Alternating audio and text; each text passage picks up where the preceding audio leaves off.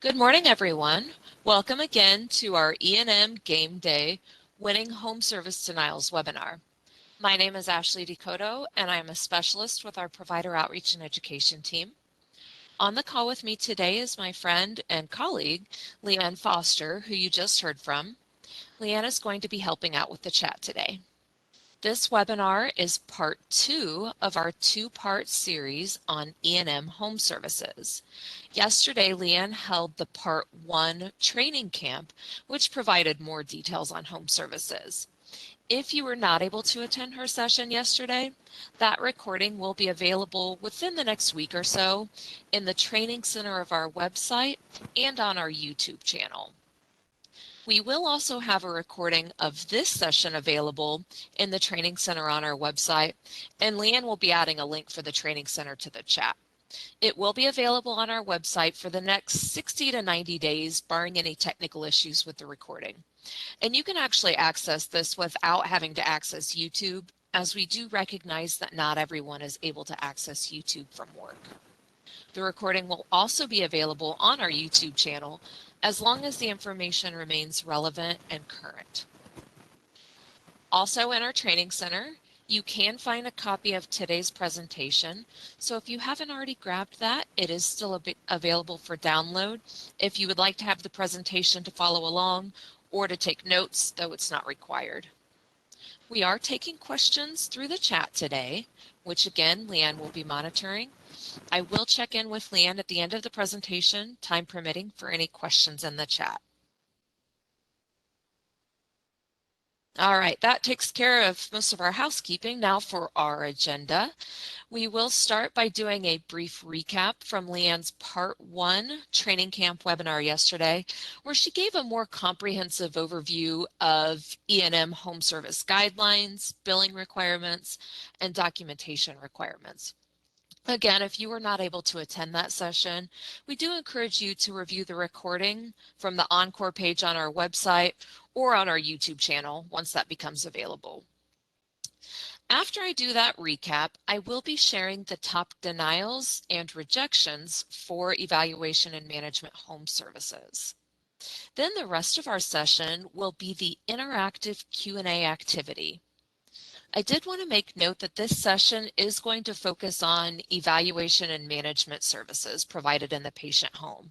This will not include information on services provided by a home health agency under the home health benefit. Also, before we get started, we did have one pre-submitted question asking if we had any updates. We do not have any updates on home services to share during today's webinar, but again, I will be providing our top denials and rejections based on recent data. Here, this slide contains the acronyms that we will be using today, and I've gathered these all in one place so that you have this for reference. Some of you may be familiar with these, but I did include this as we may have some attending who are newer to billing Medicare and maybe not as familiar with these acronyms. If you've not already downloaded the presentation, again, that is still available in the Training Center on our website under Live Events. So feel free to download that so you have this acronym slide as a reference.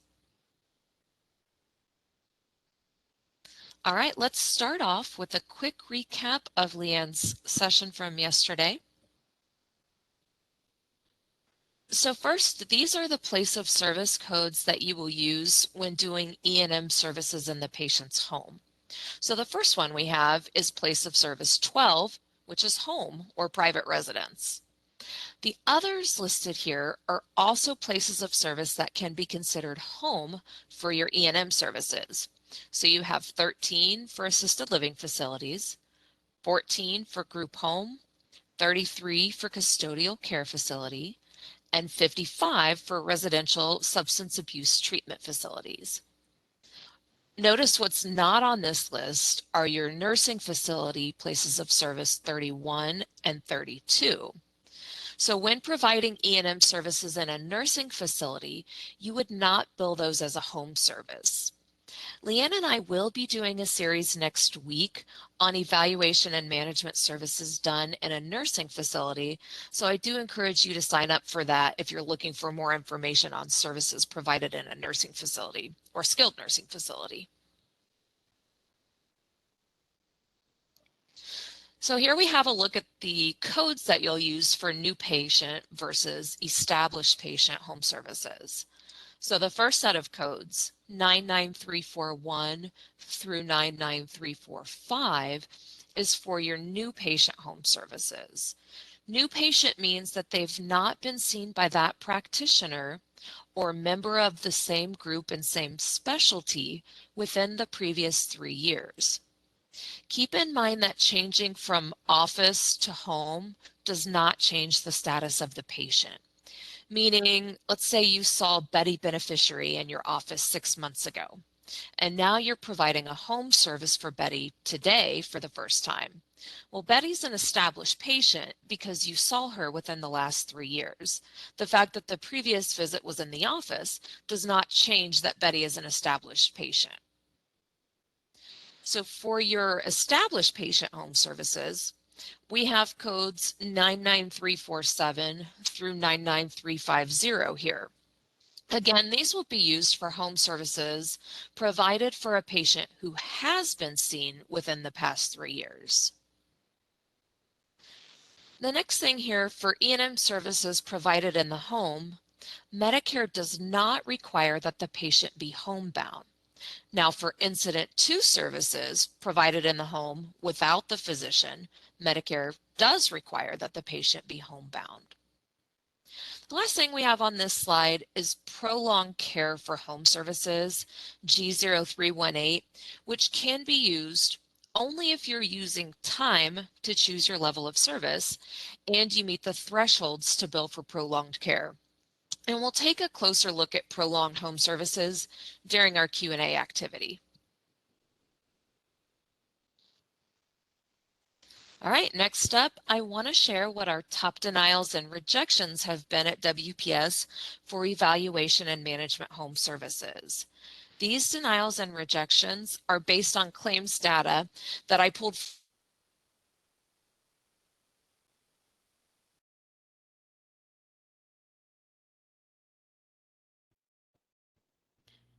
Ashley, we are unable to hear you. Can you check your audio, please?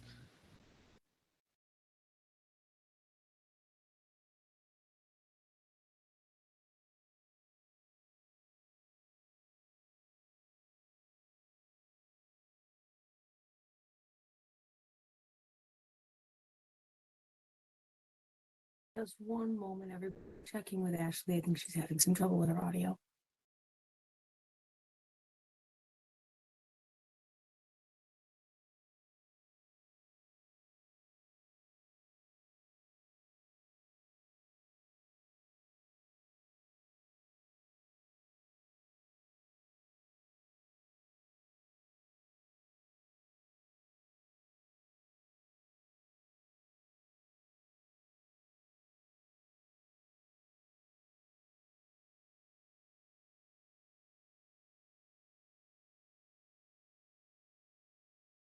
Everybody, can you put something in the chat if you can hear me?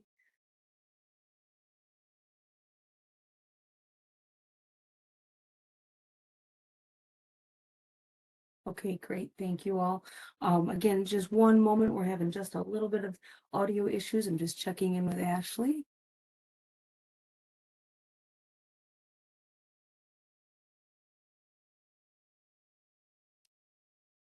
Leanne, how about now? Are you able to hear me? Perfect. Thank you, Ashley. Everybody, I guess I had decided that was it for the day. We'll try it this way. Thank you for letting me know. absolutely. I just want to confirm one thing. This is Leanne. Did everybody just hear Ashley? And they did. You're good to go, Ashley. All right. Okay, I'm going to go back over that last denial because I'm not sure exactly when that cut out. Let's see, I think we were talking about hospice last. So for hospice, we saw a high number of denials for the patient being enrolled in hospice.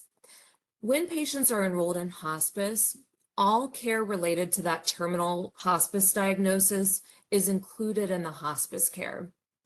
For services that are not related to that hospice diagnosis, you'll want to make sure to bill with the appropriate modifier. If a patient is in hospice and you bill your E&M claim without a modifier, you will receive this type of denial. Next, we have not covered when performed by this provider. This would happen for providers who are not eligible to receive payment from Medicare for E&M services, such as a chiropractor or a physical therapist in independent practice. Next, we have duplicate charges. This might happen if payment was already made to you for an E&M home service for that beneficiary on that date of service. Now, if you believe your claim denied duplicate in error, you may submit an appeal. But duplicate charges continue to be one of our top denials kind of across the board for E&M services. So you want to make sure that your billing system is not set up to auto resubmit for your Medicare claims. And last on our list, last but not least, is can pay only one initial visit. This is per specialty per group. So this goes back to what I mentioned for new patient services. If your physician or a physician in the same group with the same specialty has seen that patient in the past 3 years, the home service, again, that would be billed as an established patient visit. Remember, even if you saw them previously in the office and are now seeing them in the home, this is an established patient. A new patient visit would deny in that scenario. Last thing before I move on to rejections, we did have a pre-submitted question on modifier 25 denials and how to avoid. Modifier 25 is used to indicate a significant and separately identifiable service by the same physician on the same day of another service or procedure. And for these, you want to make sure that your documentation supports that the service is significant, meaning it goes above and beyond what would typically be included in that other service or procedure. We're not going to be covering modifier 25 today, but we do have education on our YouTube channel specific to modifier 25, as well as a modifier 25 fact sheet on our website that you may find helpful. All right, now for the top rejections for home services. Our first rejection here is claim lacks information needed for adjudication. So something is missing from the claim. And you'll look at the other reason codes on your remittance advice, which will provide you with a bit more information. This could be any of the items that are required for that claim to process. So this could be the patient's date of birth or your place of service, for example. So you'll want to double check your claim form and make sure that all required elements are included and then resubmit your claim. Our second rejection listed here is place of service conflicts with the other with the procedure code. So if you are billing one of the E&M home service codes, that 99341 through 99350, and your place of service is, let's say, 31 for a skilled nursing facility, your claim is going to reject this way. So we talked about the eligible places of service that are listed on slide 5, which included home, assisted living facility, group home, custodial care facility, and then residential substance abuse treatment facility. Other places of service used with an E&M home service code would cause your claim to reject because the place of service conflicts with the CPT code billed. Our third rejection is for missing, incomplete, or invalid provider identifier. And these rejections happen if you're missing or include inaccurate information to identify your provider or facility. So this could include the rendering provider's ID number, which is your provider's NPI. It could be an invalid or missing tax ID number or your facility location. If your claim rejects for missing this information, or maybe the information submitted was invalid, you would fill in that missing information or correct any errors and then resubmit your claim. The next thing we have on our list is facility or laboratory name and address or PIN missing. And this would happen when the address in item 32 on your 1500 paper claim form, or the electronic equivalent loops and segments for your 837P, that it doesn't match what's on file for that facility. So you'll want to verify that information and make any corrections needed, and then resubmit your claim. The last rejection we have is PA, NP, or CNS not internally associated with billing provider. So this means that the NPI listed on the claim does not match the organization's tax ID listed on the claim, meaning that NPI is not affiliated with that organization's tax ID. So based on the information submitted in item 33 on your 1500 form, or your electronic equivalent, loops and segments, there is a mismatch to the tax ID.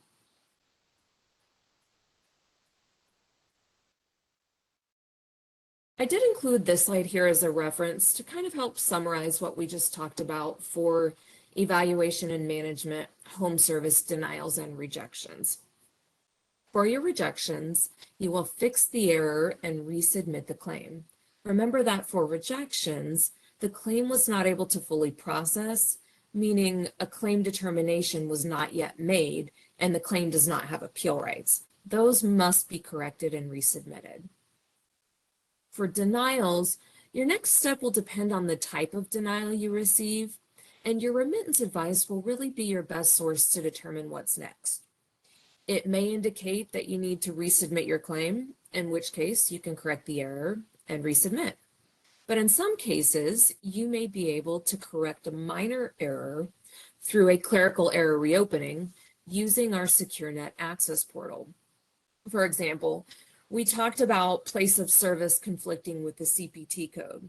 So maybe you accidentally included place of service 11 for office on your home service code, but you need to change it to place of service 12 for home, which is what you intended.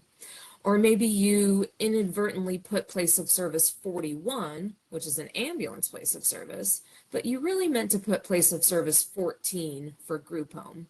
Those are the types of corrections that you might make through a clerical error reopening. And you may have denials that will require you to appeal if you disagree with the claim determination. Your remittance advice would include remark code MA01, which indicates that you have appeal rights. We did have a pre-submitted question which asked, what are the ways to appeal? So I did include a link in the last bullet on this slide, which has the information on how to appeal a claim. All right, next up, we have our Q&A activity. So we've planned this activity to kind of test your knowledge. And for each slide, we're going to be launching a poll, and we do invite everyone to participate if you can. And please don't be afraid to take a guess if you don't know the answer. For each question, we'll give you a few moments to submit your answer, and then I'm going to talk about the correct answer. There are a few websites that you may want to reference for this activity, and I've asked Leanne to place links for those in the chat, so you'll have those handy in case you need them. If you did attend yesterday, you may have seen these resources, but I really do want to make sure you have these available for today's activity.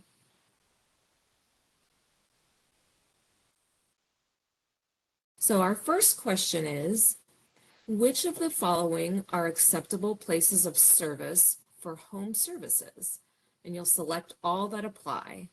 So is it place of service 12 for home, 13 for assisted living facility, 14 for group home, or 31 for skilled nursing facility?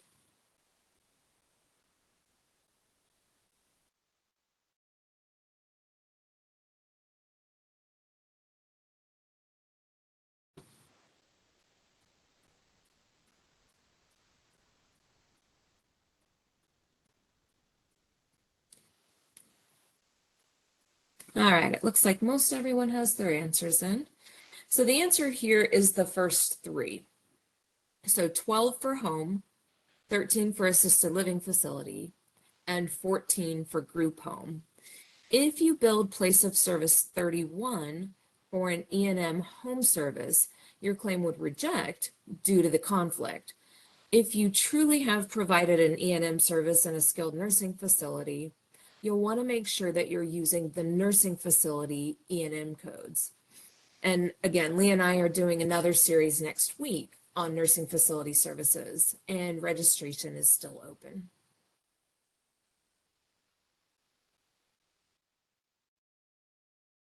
All right, our next question is, what are the documentation requirements for E&M services provided in the home? Select all that apply from these options, which are supports medical necessity, demonstrates patient is homebound, supports level of service chosen, or is documentation not required?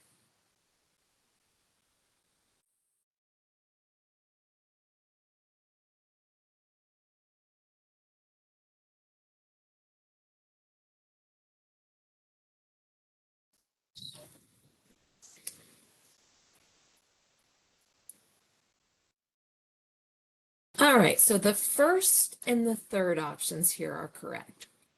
Your documentation must support that the service was medically necessary and must support the level of service chosen, whether by time or by medical decision making.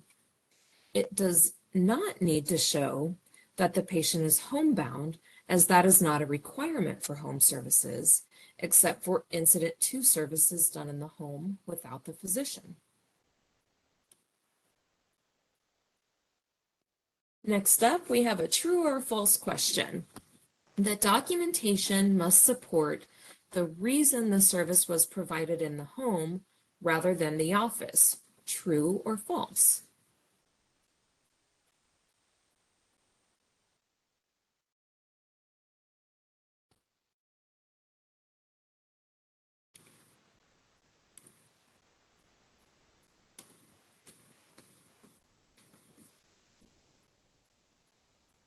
Give you just another minute. It looks like we still have answers coming in.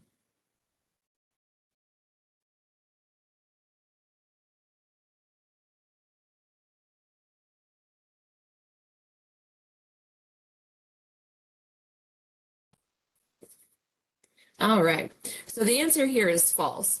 Medicare does not require documentation of a reason that the service is provided in the home rather than the office. You may be providing the service in the home rather than the office simply because it's a convenience to the patient, and that's okay. The service must be medically necessary, and the documentation would need to show that. Moving right along, our next question. This may look a little different than what's on your copy of the presentation if you downloaded that from the website. I updated it just a little bit for clarity. So the question is, which of the following are true for E&M home services? Select all that apply from these options. Is it only for established patients? Not for skilled nursing facilities? Not for assisted living facilities? Or may be provided for patients residing in group homes?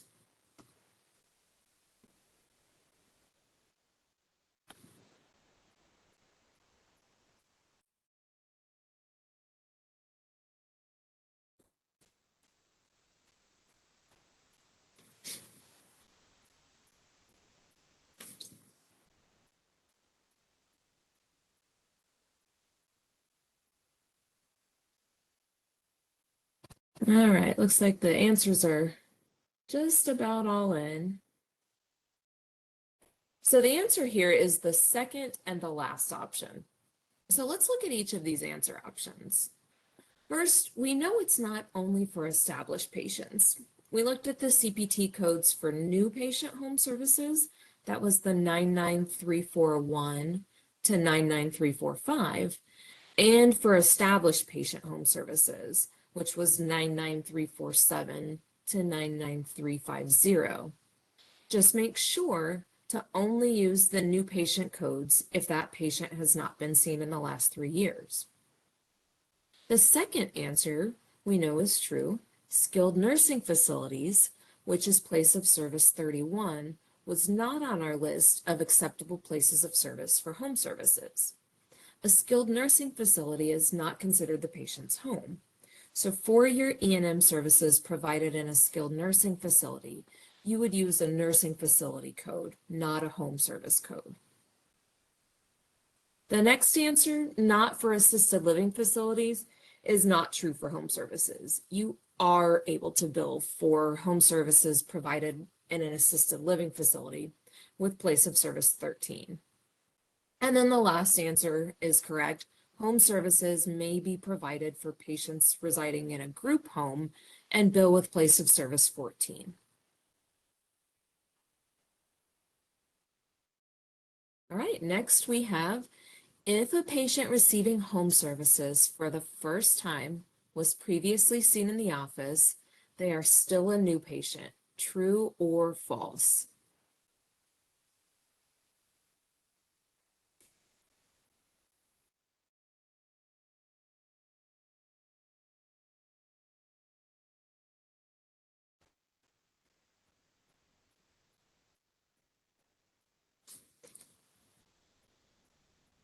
Looks like we are unanimous on this. I think everyone knows this one's false.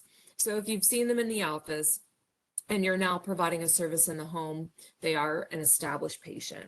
I know you've heard us say that quite a few times, but this was one of our biggest denials for home services, and we want to make sure your claims aren't denying this way if you can avoid it.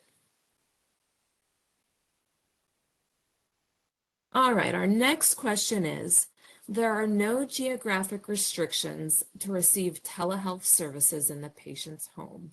True or false?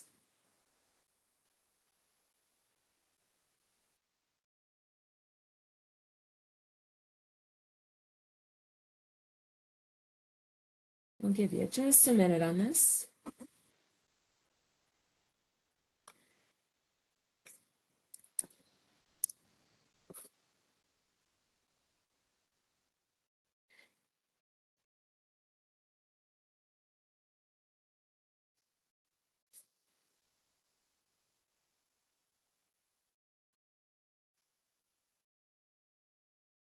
Looks like we got a couple still thinking about it.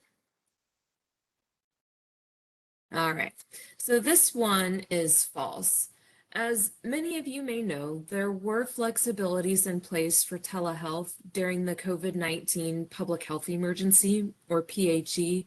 Those flexibilities had been extended after the PHE ended, but did expire as of September 30th. So this means that there are geographic restrictions in place for patients receiving telehealth services from their home. If you're looking for more information on telehealth, our colleague Mary did a webinar back in September that broke the telehealth requirements down based on past, present, and future to really help you understand the requirements as they were prior to any flexibilities from the PHE and where we are now with the telehealth requirements. And she did a really great job with the webinar. I have asked Leanne to place a link to the recording of that webinar in the chat. We also had a pre-submitted question on telehealth as it relates to home services, which was, if under an ACO, is there an exception for providers to provide telehealth service for at-home patients? There are some flexibilities for ACOs, which CMS addresses in a telehealth FAQ, which they actually just updated within the last week or so. I've asked Leanne to place a link to that in the chat for the CMS FAQ, and you'll want to look at question 14, I believe it is, which gives details on the flexibilities for ACOs. All right, our next question is, G0318 may be billed for prolonged care in the home when the level of service is chosen using medical decision making. True or false?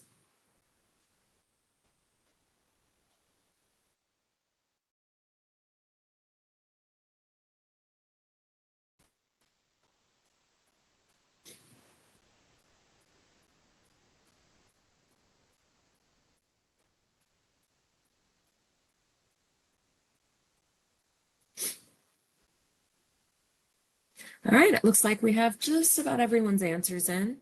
The answer here is false.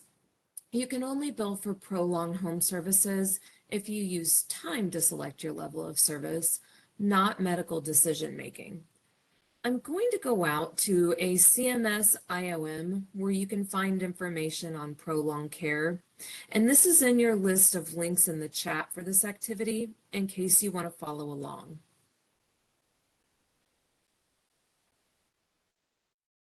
So what you see on your screen now is the Medicare Claims Processing Manual, Chapter 12. And I'm going to scroll down in the table of contents and scroll down to page 3.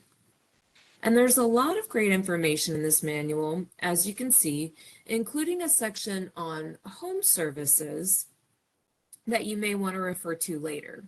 But for this question on prolonged care for home services, I'm going to click on section 30.6.15, which is all about prolonged care. And I'm going to scroll past this first section on prolonged care, but encourage you to keep that section in mind for your E&M office visits.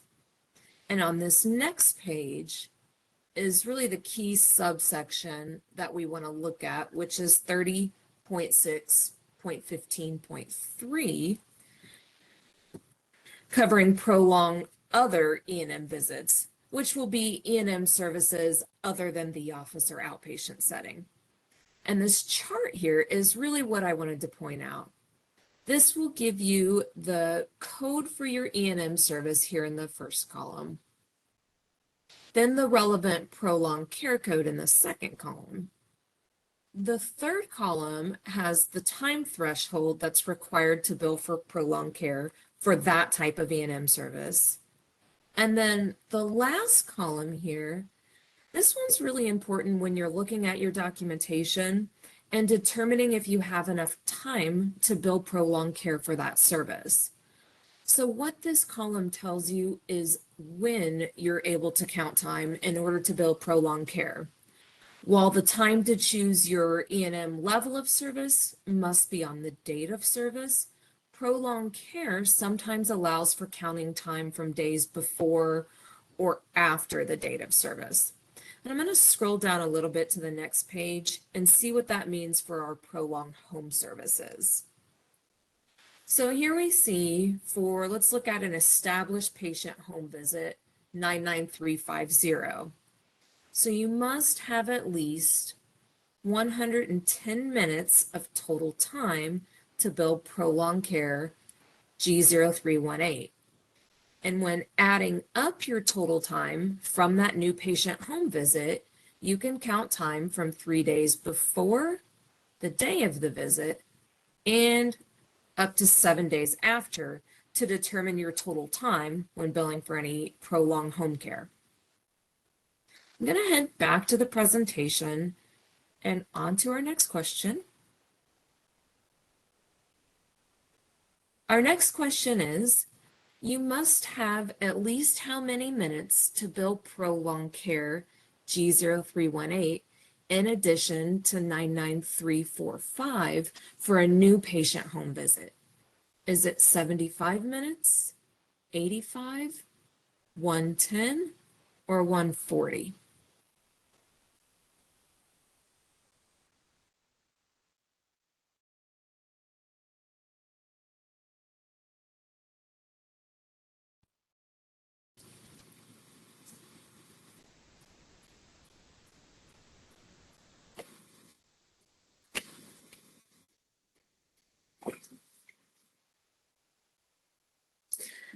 Give it just another minute.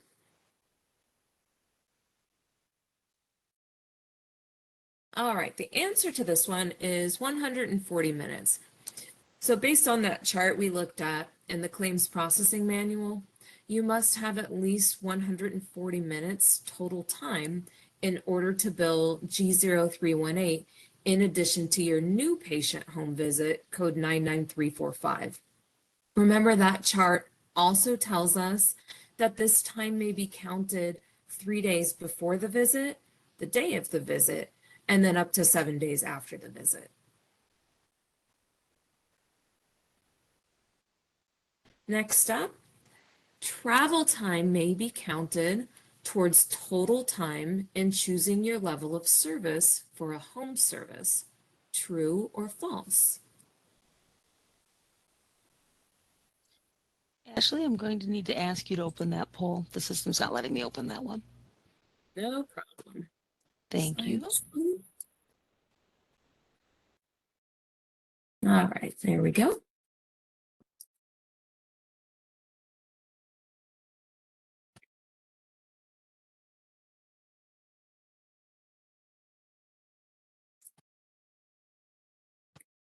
All right, looks like everyone got that one in pretty quickly. The answer here is false. The CPT book lists qualifying activities when using time to select your level of service, and also lists activities that may not be counted, such as travel or services that are separately reported, as well as teaching that's general in nature. That information, again, is in the CPT book in the section on choosing your level of service based on time.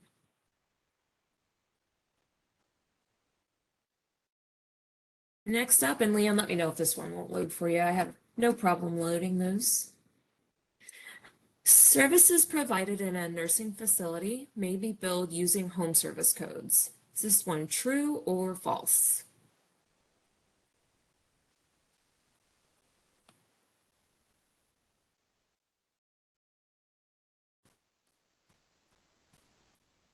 All right, we're pretty much, oh, we got a couple still coming in. There we go. All right, so the answer for this one is false. Remember, this is one of our top rejections for home services.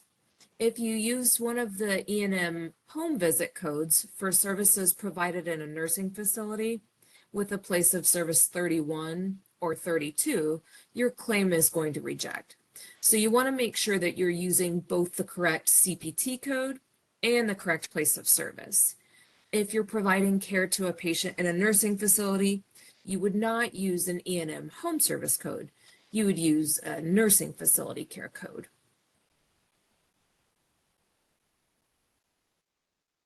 All right, our next question is, patients must be homebound when a physician performs services in the home.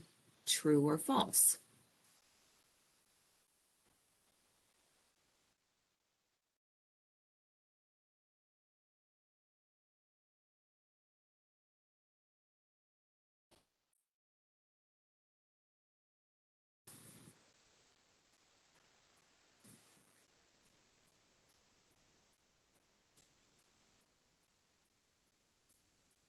All right, it looks like most everyone's got this one right. So the answer for this one is false. There's not a requirement that the patient be homebound when a physician is performing services in the patient's home. And that leads me to our next question. Next, we have Incident to services provided in the home without the practitioner require that the patient is homebound. True or false?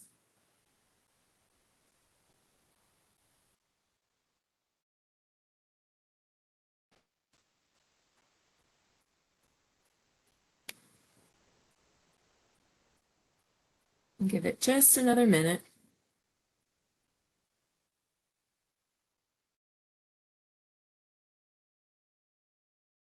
All right, the answer for this one is true. Medicare requires that the patient be homebound for incident to services provided in the home without the supervising physician's presence. Let's go out and take a look at what's required for incident to services done in the home. And I'm going to open up the other resource that Leanne put in the chat for this activity, which is the Medicare Benefit Policy Manual, Chapter 15. So I've opened up that resource. Again, it's the Benefit Policy Manual, Chapter 15. And for what I want to show you, I'm going to scroll down, coincidentally again, to the third page of the table of contents. And I'm going to click on section 60.4. Section 60.4 gives us the requirements for incident to services done in the home without the physician.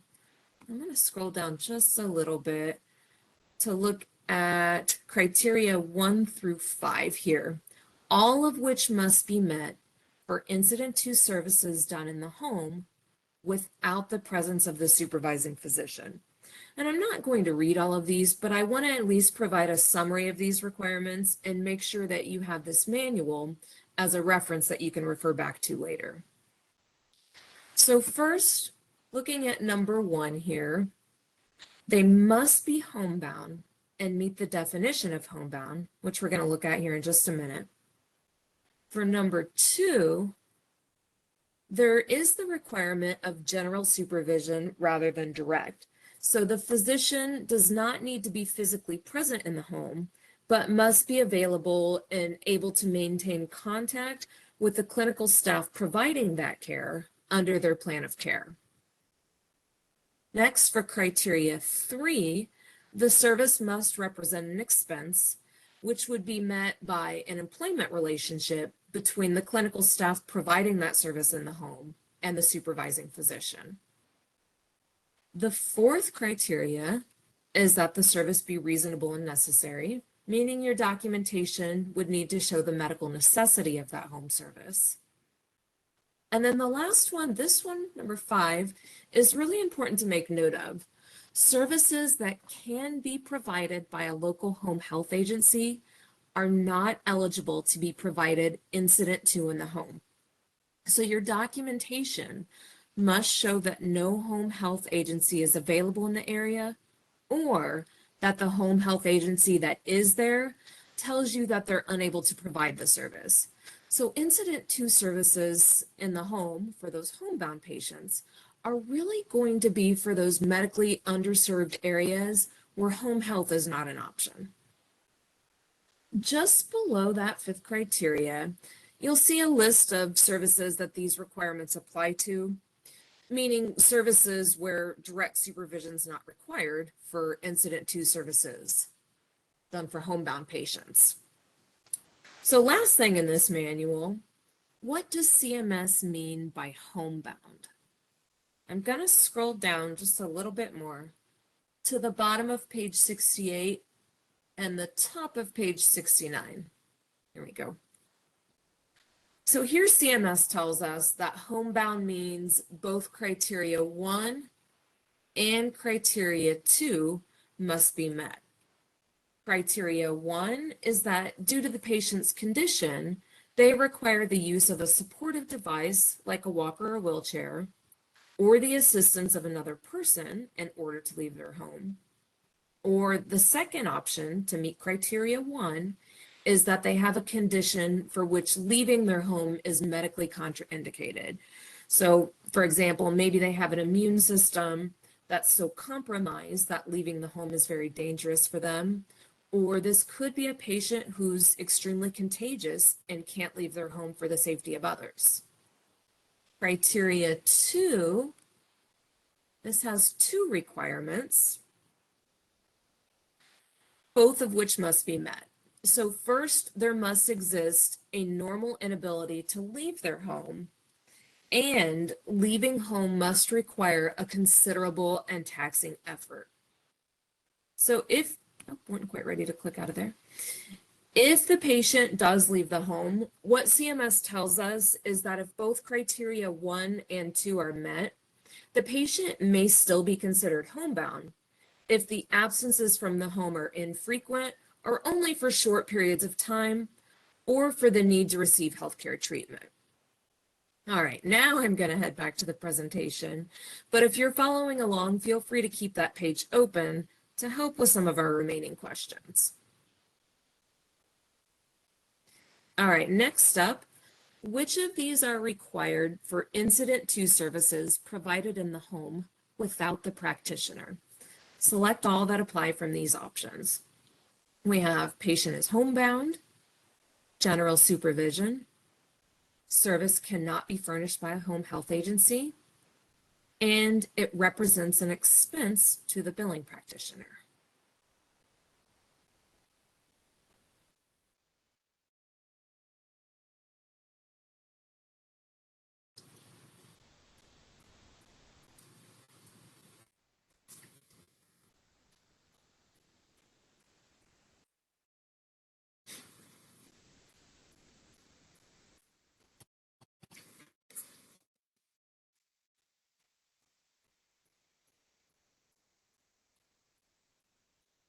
All right, so if you answered all of these, you are correct. Each of these answers were one of the 5 criteria we looked at in the benefit policy manual. So for the first answer, if the services are being provided in the home without the billing practitioner, Medicare does require that the patient be homebound. The second answer here was also one of those 5 criteria, which requires that the service be provided under the physician's general supervision. The third answer, service cannot be furnished by a home health agency in the area. So your documentation, again, must show that there's either not a home health agency or the agency in the area has told you that they're not able to provide the services. And then the last answer, service must represent an expense to the billing practitioner, is a true statement. For those incident to services provided in the home without the billing practitioner, there would be an employment relationship between the person providing the service and the billing practitioner, and this would represent an expense to meet this requirement.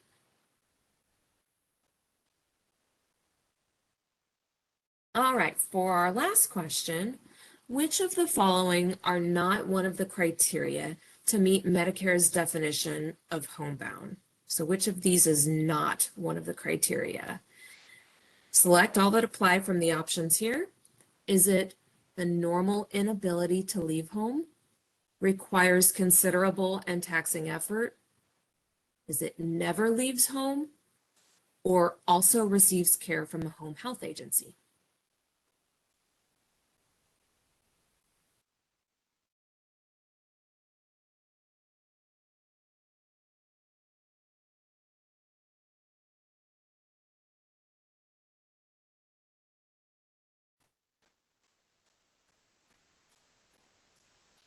All right, the first 2 answers are correct here.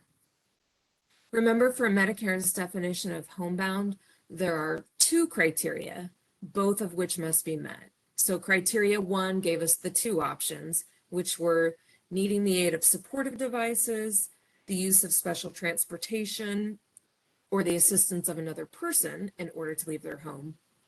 Or the second option under criteria 1 is having a condition such that leaving their home is medically contraindicated. Homebound criteria 2 includes our 2 correct answers for this question, which requires both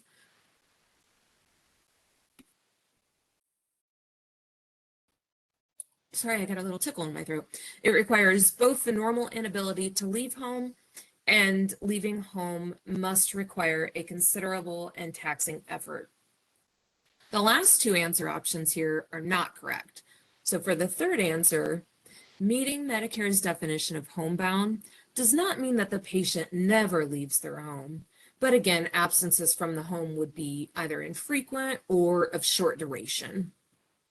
Then for the final answer, this is not a criteria to meet Medicare's definition of homebound. But what we do know about receiving care from a home health agency is that this would not meet our criteria for incident to services in the home without the physician. Again, the documentation needs to show that care through a home health agency is not available. All right, next, I do want to share a few resources. First, we have been asked where to find information on documentation requirements for home services. Our WPS Evaluation and Management Services page is full of resources, including information on documentation requirements. And I'm going to pull that up to show you some of the things that you can find here. So here is our WPS Evaluation and Management Services page.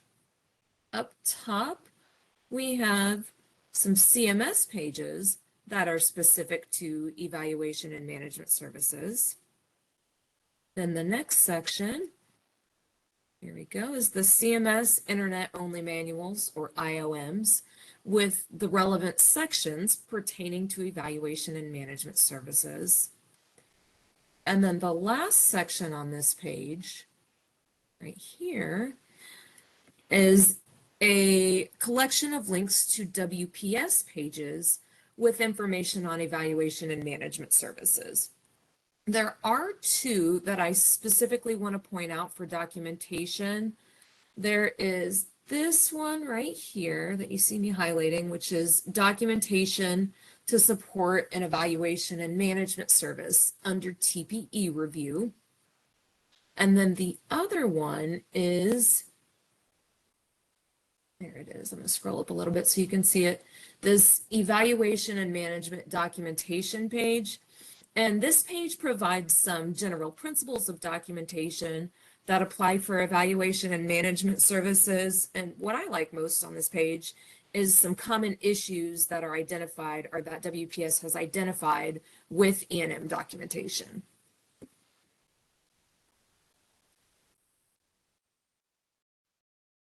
And on the next slide, there it goes. Here are some additional CMS resources. So we have the CMS Evaluation and Management Services Guide, which does have a section on E&M home services and prolonged home visits. Next is the Claims Processing Manual, Chapter 12. And this is the chapter where we looked at that chart for prolonged care. There's also information on home or resident services in section 30.6.4 that I kind of alluded to when we were in that manual. And then the last resource is the Benefit Policy Manual, Chapter 15. And this is the one that has the information on incident to services in the home without the physician for those homebound patients. All right, we do have a few minutes left in our hour. I want to check in with Leanne. Leanne, do we have any questions in the chat? Actually, we do have one question that's asking for clarification of that last poll. And the question is not one of the criteria to meet homebound. Wouldn't the last two options be correct? For our last question, which one? Oh boy, didn't I get that twisted. You are absolutely correct. Yep, so for this one, I'm so glad and thank you for bringing that to my attention, are not one of the criteria to meet Medicare's definition of homebound. Yep, so it sounds like you've got the idea and I got it a little bit twisted. So we do have the requirement of the normal inability to leave home and requires considerable and taxing effort. Both of these would be correct because they are not one of the criteria. Again, thank you for bringing that to my attention. Anything else, Liam?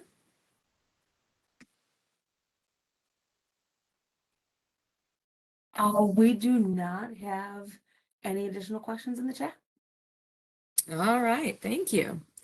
If you do think of any additional questions, you have 7 days from today to submit those, and you'll send those to our education mailbox and make sure to include the title of this webinar, Winning Home Service Denials, in the subject line so that they make sure those emails come to Leanne and I.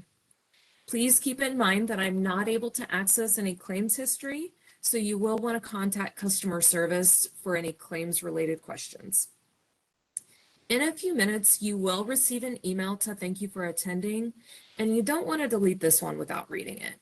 This one contains your certificate of achievement, so it will have your name and contact hours if you need to turn it in for credit towards continuing education units. If you do not receive the email, a few things may have happened. First, you may want to check your spam or junk folder. Also, be sure to add messenger@webex.com to your safe sender list to make sure that any future messages will show up. Also, if you joined by phone only today, you would not have received this email as there's not a way for us to capture your email systematically from our attendance record. But no need to worry, if you did join by phone, you are able to email us with the phone number you joined with, and Leanne will be adding that email address to the chat. Last, please take a few minutes to complete our survey. Tell us what you liked, what we can do better, and suggest topics for future education. There's a few different ways you can take the survey. You can use the link in the chat, or when you exit today, you'll be prompted to go to an external site, and that external site is the CMS Qualtrics page. The prompt will look like the picture we have here on the slide that has that little yellow triangle. And we included that image so that you know this is safe. It's not malware or anything like that. For those of you that might be listening through our website or listening to the recording through YouTube, you also have the same opportunity to provide feedback. You will have a survey card at the end of the presentation, and you can scroll to the end to see that link, or it is also available in the description of the video. And that's it. On behalf of myself, Leanne, and all of our provider outreach and education team, thank you so much for attending. We look forward to your survey comments and hope to have you join us again for future events. Everyone have a great weekend. You may now disconnect.